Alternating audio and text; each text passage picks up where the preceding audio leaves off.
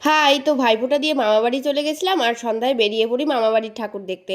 তো এখানে আদিয়োগীর প্যান্ডেল করেছিল, টোটো থেকেই দেখে অন্য একটা প্যান্ডেলে চলে যাই।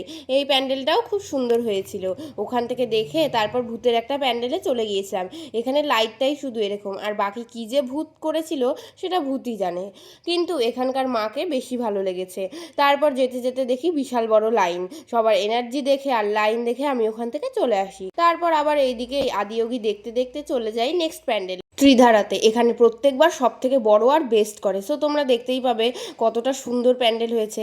এখানে তারপর ঘোরাঘুরি করে প্যান্ডেল দেখে ছবি তুলে একটু ঢং করে চলে যাই এখানকার বেস্ট পাপড়ি খেতে। তারপর আমার বাড়ির পাশের ক্লাব মানে কসকোতে চলে যাই। ওখানকার থিম ছিল প্রবাহ।